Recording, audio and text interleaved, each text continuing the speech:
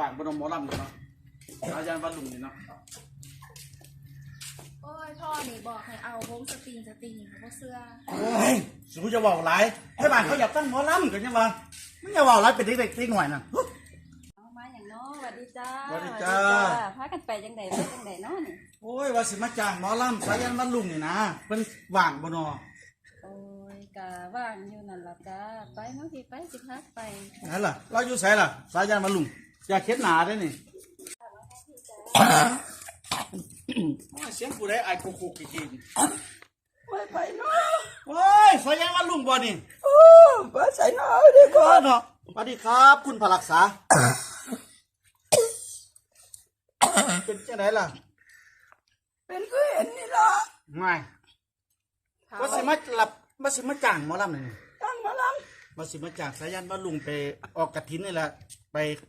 ใส่บุญกฐินออกพรรษานี่นะรับกับรับทั่วเท้าจะเป็นแต่ให้คอยรับอยู่บ่เท้าไอ้ที่นี่แม่เนาะก็รับตัวว่ากูสิได้งานเนาะจะสิไว้บ่ละเท้าโอ้ยเนาะงับบังพลังกูนี่จี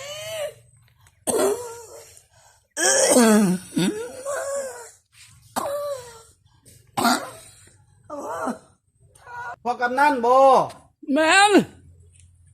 เป็นจังได้นี่ให้มาจ้างหมอลำสายันวัดลุงน่ะ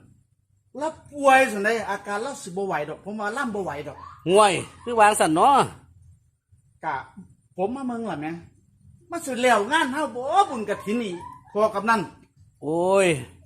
ฟังเด้อผู้ใหญ่ขอยสิเว้าให้ฟังจังไดก็ต้องเอาคือเก่าเฮ็ดจังไดไทบ้านเพิ่นยกมือยกตีนพร้อมใจสิจ้างสายันวัดลุงแล้วจังไดก็เอาละสิบ่พออะไรอยู่บ่เดี๋ยวนี้โอ้ยเนาะแล้วมาอุกมาอังเด้อโอ้ตามใจเจ้าภาพแล้วพอกำนันว่าจังไดผมก็ว่าจังสั่นล่ะเอาสำหรับผู้ใหญ่เอาเอาฝากว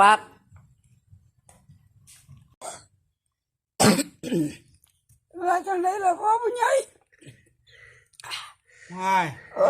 ต่อเขาคุยกันนะวะเขาคุยกันเรียบร้อยแล้วว่าสิเอาว่าสันสายันวัดลุงว่าสิเอาอยู่ว่าสันพอกำนันว่าเสียหัดจำเท่าไหร่ล่ะเขาสิให้เพิ่นมัดจำอยู่ตีโอ้ยอีปอมนี่ก็บอกว่ารู้เรื่องเนาะเอา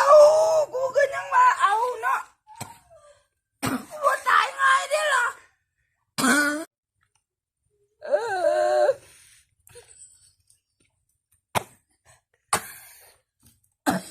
บอกหลายเดียวแล้วเดี๋ยวป้ามาให้รับอย่าเบาดู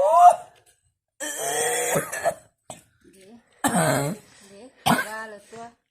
บ่เป็นตลอดจ้านี่เอ้าดมยานี่โอ้ยกูบ่ใจให้กูสิบีบคอบักฮานี่ไปเอาเงินประกันหมอลำซะบ่เหรอ